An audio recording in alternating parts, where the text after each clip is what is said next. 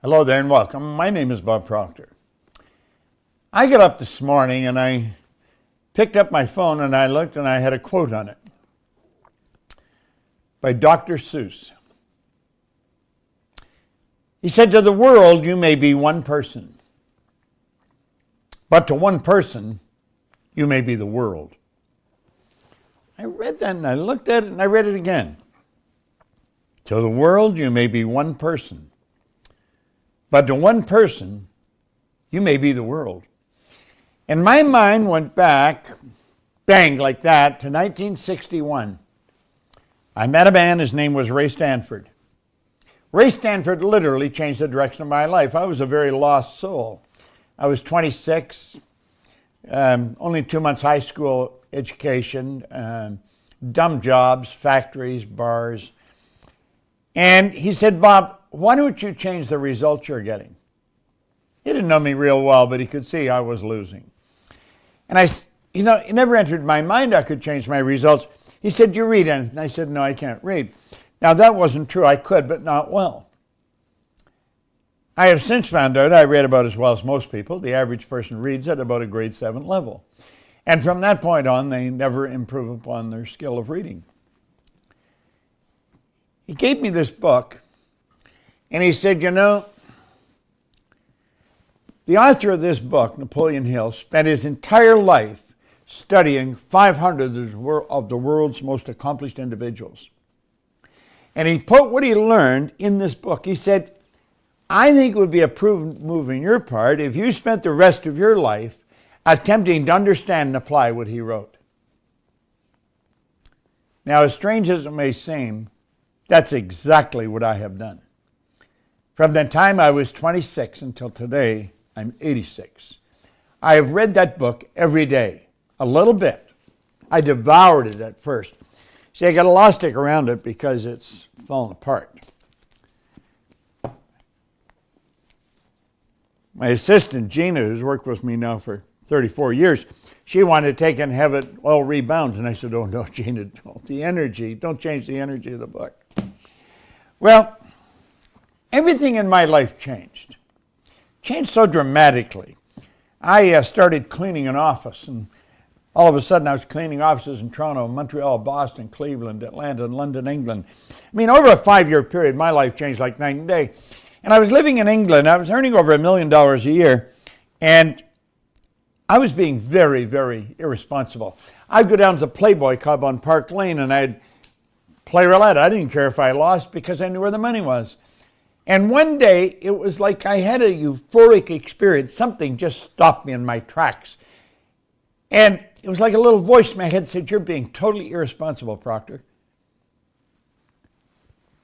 And I started to ask myself, how did this happen? How did I become so successful? Because I had struggled all my life up to the point I was 26. And I couldn't answer the question. I've been raised to believe if you're going to earn a lot of money, you've got to be really smart. Well, I knew I wasn't very smart, but I was earning a lot of money.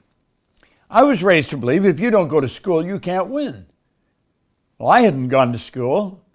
I wasn't winning. I owned the whole company.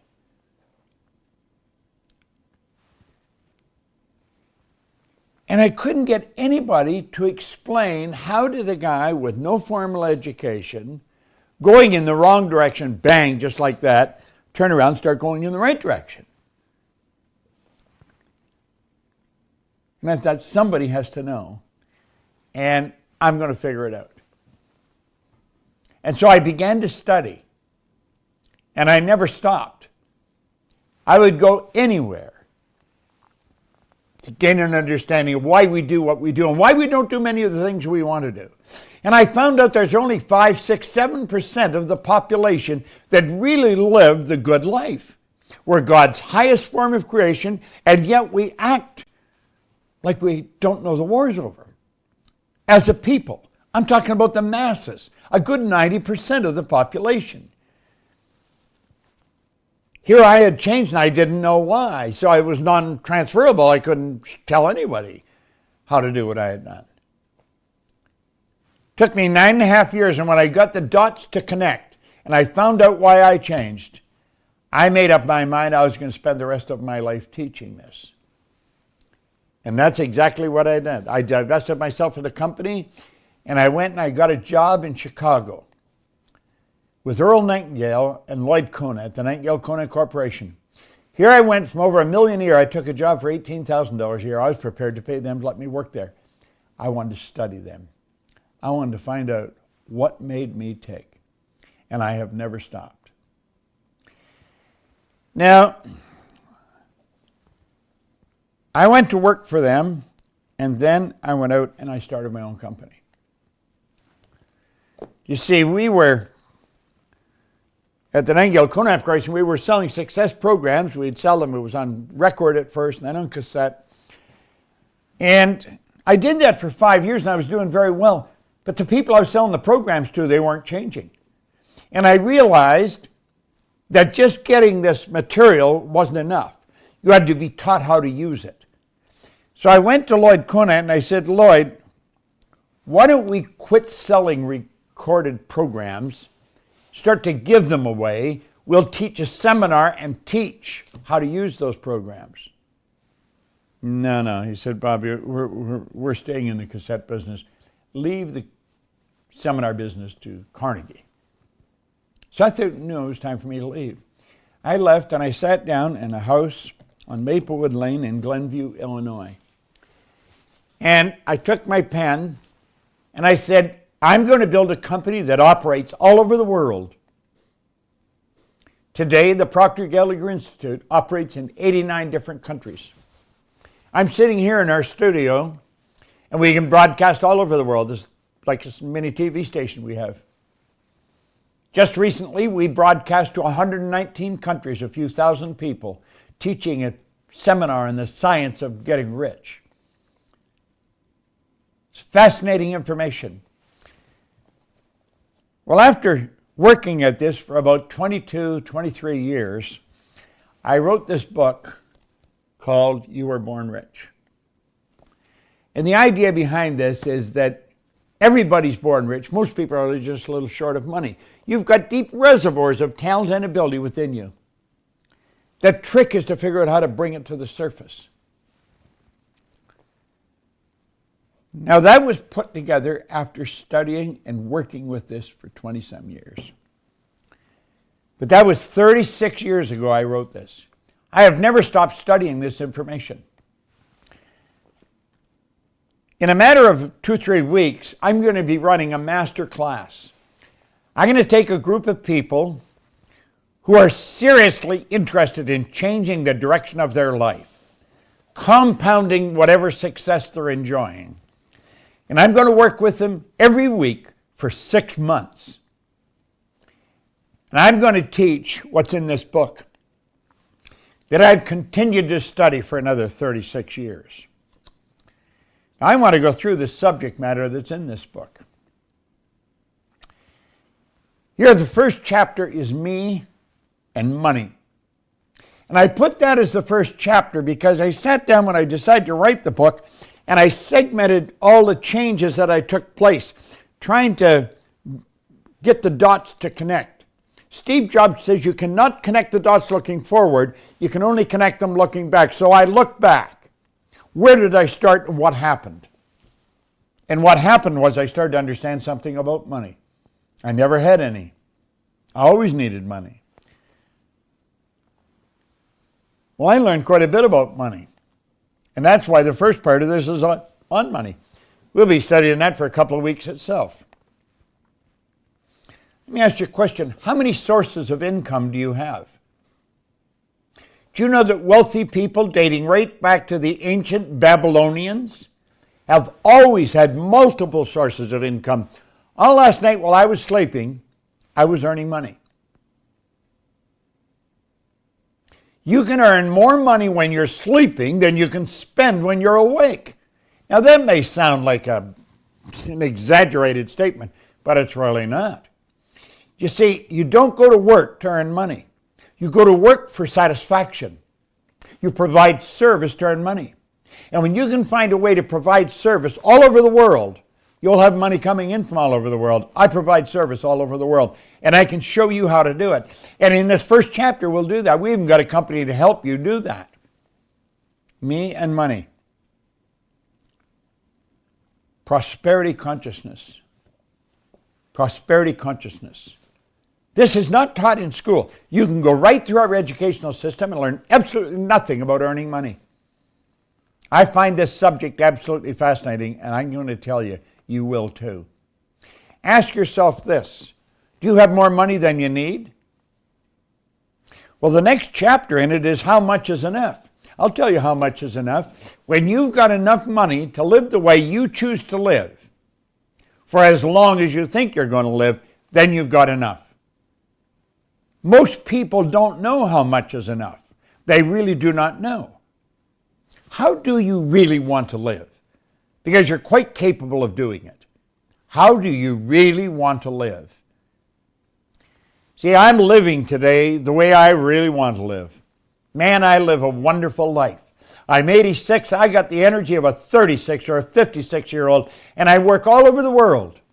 Everyone can. When you never have to think about money, you'll be amazed how much free time you have. So the first two chapters, me and money, and the second, how much is enough. You're going to find these fascinating.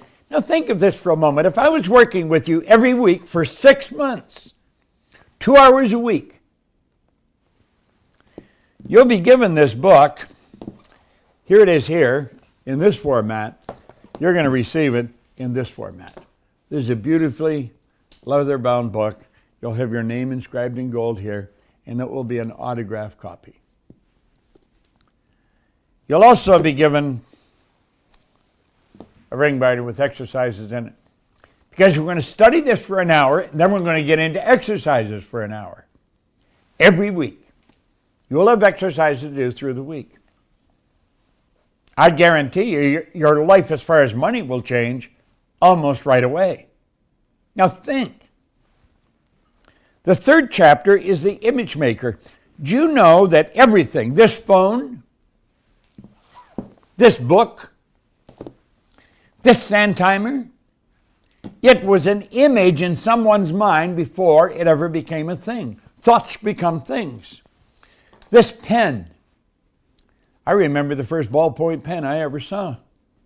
My grandfather, on my father's side, came to live with us in 1946 for a few months. I was just a little boy. It was after the end of the Second World War. My dad had come back from fighting in Europe, and he brought his father to live with us for a little while. Grandpa Proctor saw something in a magazine. He wrote away for it, and he got a ballpoint pen. Up till then, we had to load pens with ink, and the ink was generally all over the place. Or we'd dip and nib in an inkwell to write with. Now the first pen, the first ballpoint pen I saw, it skipped all over the place. The ink would run, then it would stop, it would start. Today, the ink flows freely. But you know, that first ballpoint pen and this ballpoint pen, they were both just images. Then they improve upon it from that point on, the image maker. Everything, this studio, your house, the clothes you're wearing, the jewelry you may have, all started out as an image. You and I are image makers. We have mental faculties. Do you know that you and I are the only creature on the planet that is totally disoriented in their environment? Do you know all the other little creatures on the planet are completely at home in their environment? They blend in. You and I, totally disoriented in environment. We don't blend in. You see, they operate by instinct, which is perfect. We've been given higher faculties. We do not blend into our environment. We've been given the ability to create our own environment. We are truly God's highest form of creation. And the images we build in our mind, we can move into physical form. That's how everything starts. Everything starts in the form of an image. But we're going to spend time talking about the image maker. That's very important. The next chapter is let go and let God. God does all the work.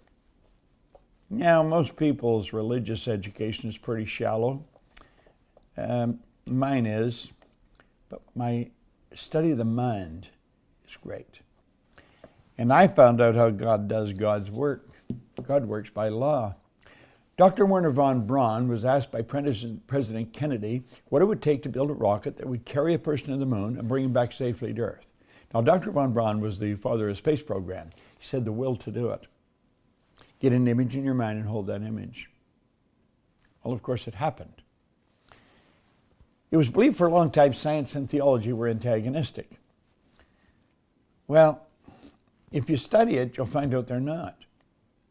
In fact, von Braun, who was the greatest scientist in the world, he said that after years of studying the spectacular mysteries of the cosmos, he was led into firm belief in the existence of God. He said the natural laws of the universe are so precise that we don't have any difficulty sending people to the moon, and we can time the landing with the precision of a fraction of a second. He said these laws must have been set by somebody.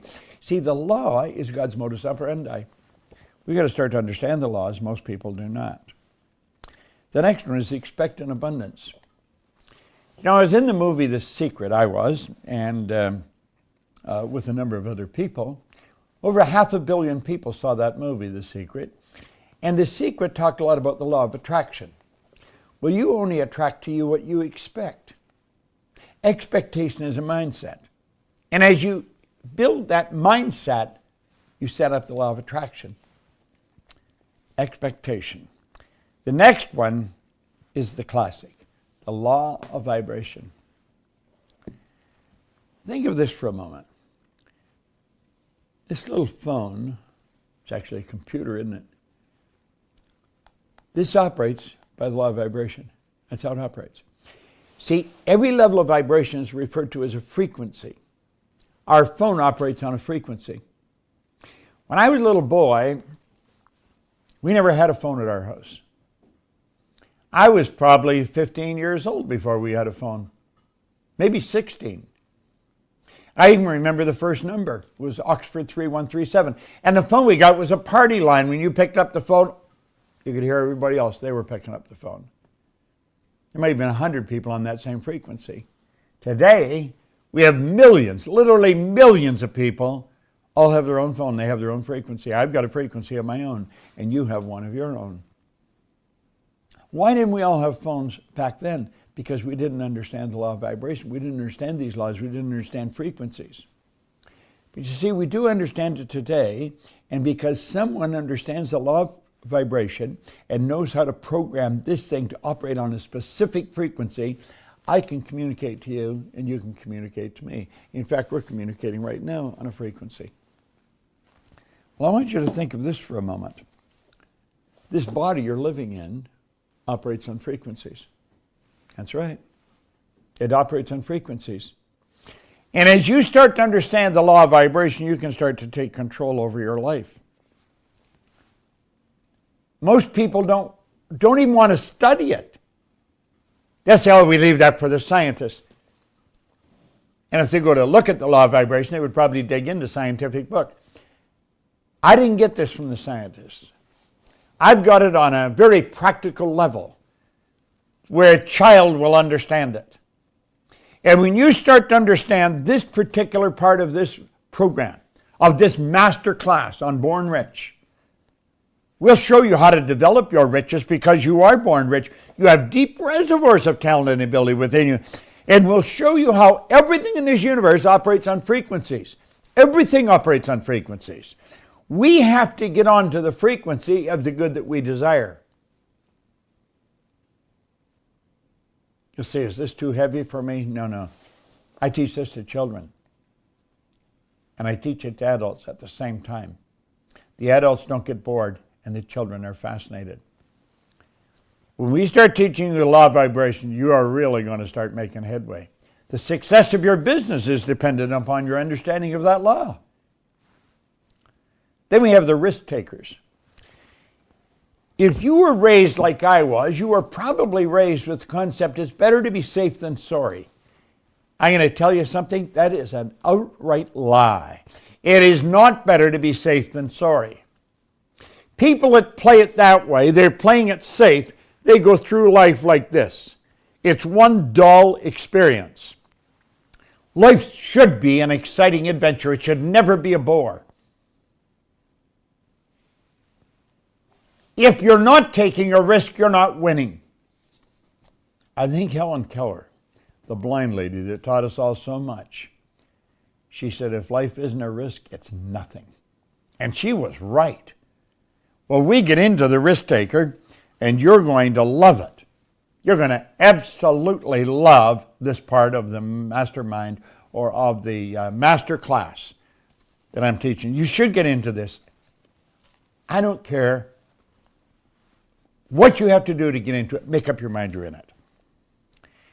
The next part is the razor's edge. Well, I'm going to tell you something.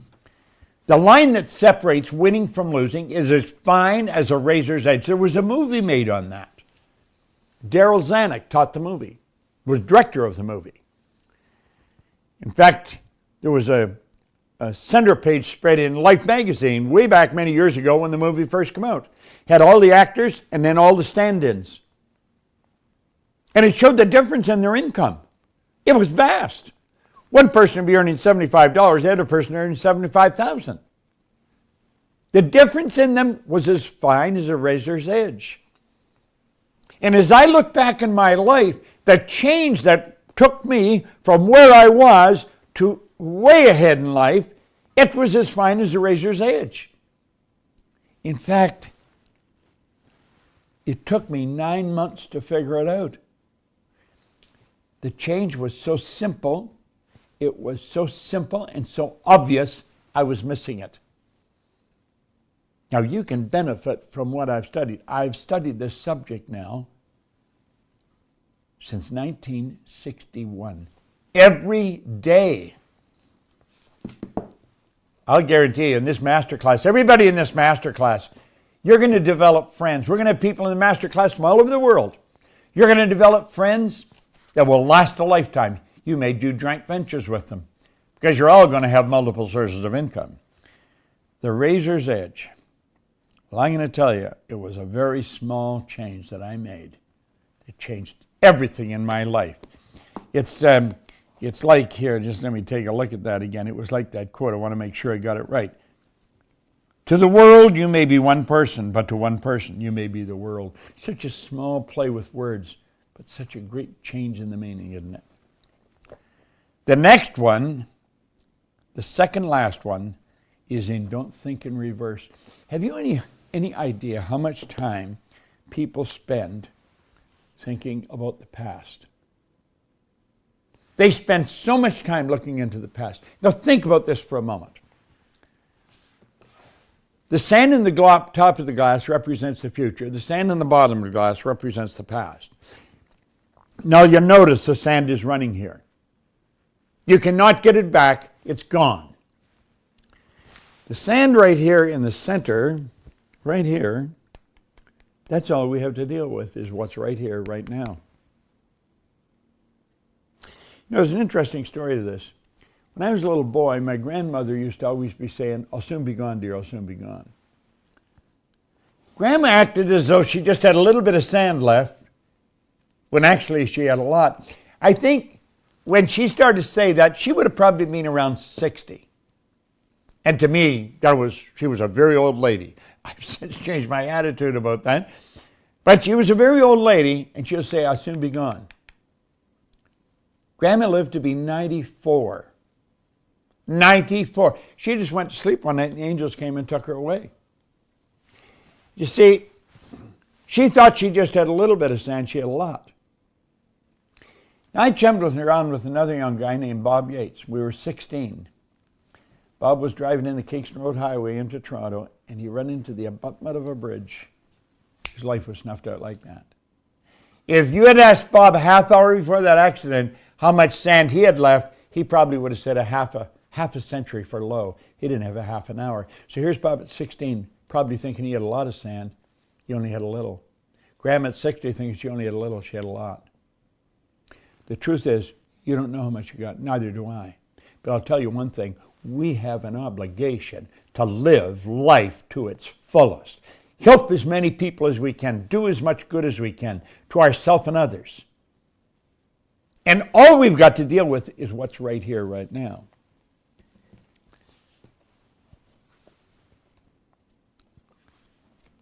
Don't think in reverse. Quit looking backwards. What did Steve Jobs say?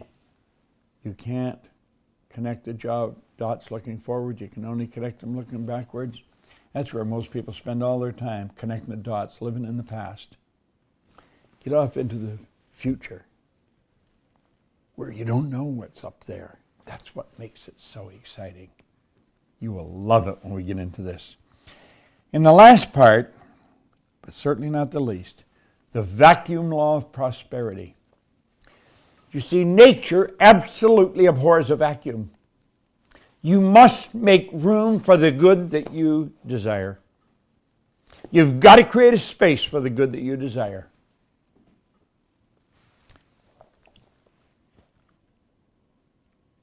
You have no idea what you're capable of doing.